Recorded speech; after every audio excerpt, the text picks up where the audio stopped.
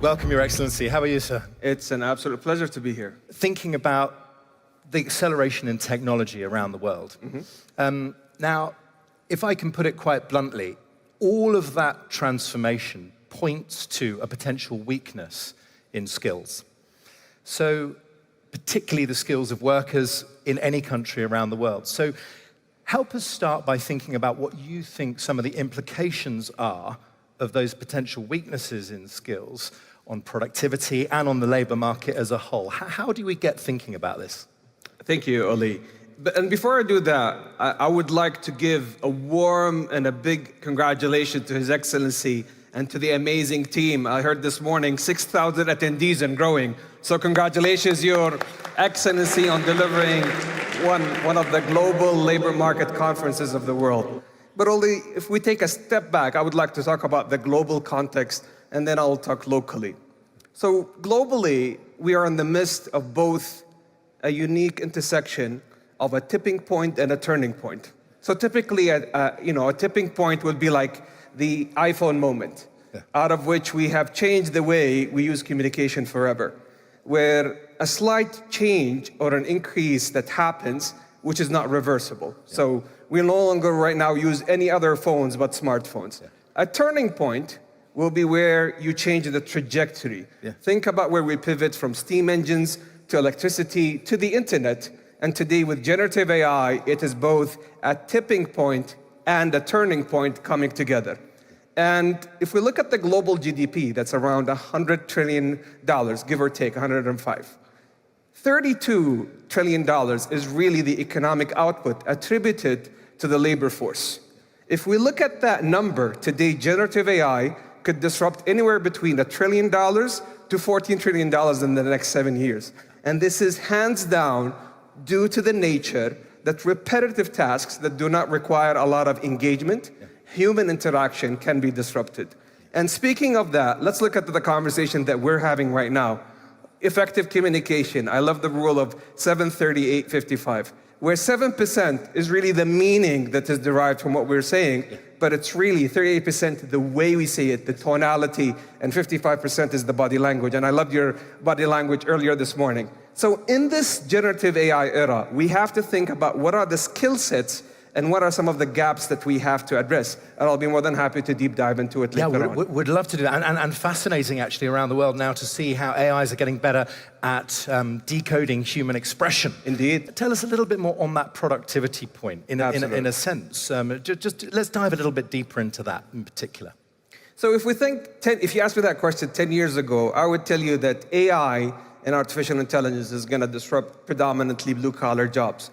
But right now, with generative AI and with multimodality, where you have text, video, and audio coming into play, it's creeping into white-collar jobs and knowledge workers. So as we pivot from a knowledge-based economy to a skill-based economy, I argue today we need to move into a super skills economy, where you need to have that domain expertise. Because let's look at the limitations of the current generative AI model. It predominantly tries to replicate really the human mind. And let's have an appreciation that right now, until now, we don't fully understand how the human mind works because we're such a complex species to start with.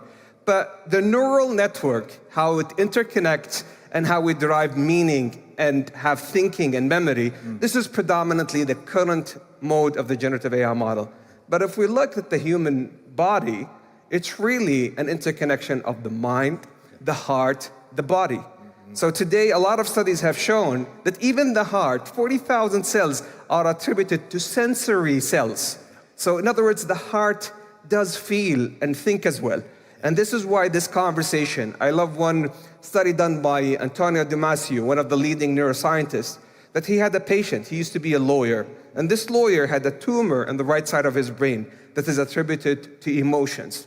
He had to extract it, and remarkably what happened post-surgery, this lawyer was not having the ability to take any actions because it's emotions that drive action. So if we look at the skill sets that our future generation today needs, they need to have effective communication, because I would argue if you put generative AI on the screen right now, you will not be able to have half of this room having the same level of engagement. And we have done a study with Aramco. They had an NGO called Sync, which is about digital wellness. So post-COVID-19, we have found out that 30% of students were having social withdrawal because of going all digital. Yes. And that's why effective communication is gonna here to stay in terms of skill sets. So on that, let's talk a bit more about that, that gap potentially, particularly for skills and talent, how we close that gap. What are you doing? What are you able to do? And how do you see our ability to close that gap?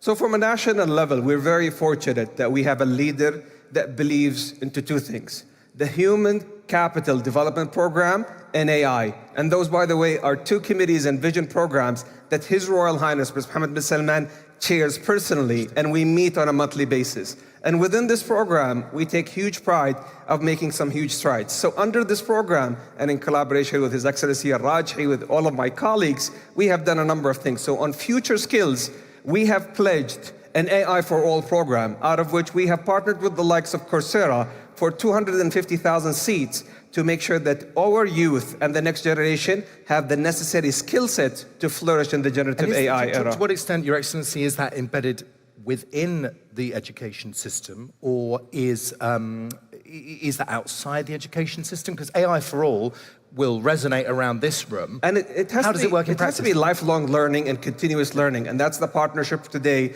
If you look at any economic structure, it's about inputs and outputs and outcomes. Yeah. And you can't really influence the outcomes if you don't focus on the inputs and the outputs throughout the whole journey. And it's pegged about continuous learning and lifelong journeys. Yeah. So alongside that reskilling movement, His Royal Highness, 2 years ago, we launched the largest national technology development program, but we pivoted. Half of that fund, $500 million fund, today $200 million, was pegged around the largest generative AI accelerator.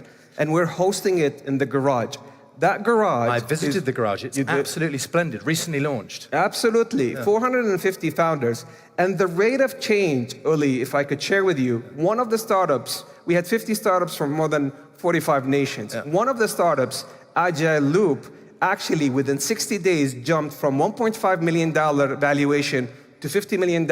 And by the end of the year, they're looking at an $80 million valuation. So this is the power of generative AI with talent and technology. It is, I commend this to you. This is startups working alongside investors, corporate programs to come. It is an exceptional space here in Riyadh. This is the garage. Fascinating and very interesting insight about the power of a leader being personally involved and engaged. I know countries, I won't name them, where tech is devolved to a bit of a department way away from the corridors of true power. This is very different. No, trust me, this is something followed up by His Royal Highness personally. We have a monthly meeting. And as a matter of fact, we're very fortunate because if you look at the secret sauce for success in the 21st century with the generative AI era, it's all about AI leadership, and that starts with His Royal Highness. It's about skilling and reskilling the dream team that we have here. And I would like to appreciate the community here. We've jumped, Uli, in the past 7 years in partnership with His Excellency and with all of the team from 150,000 tech force to 354,000. That's astonishing. And what's more remarkable is the women empowerment story in tech. This is audaciously the most bold and success story led by His Royal Highness in partnership with the team. We've jumped from 7% to 35% women empowerment in tech. So a big round of applause for all of the amazing women leaders that we have here in the room. Hands down. We talk about developing skills, we talk about talent. How do you match them?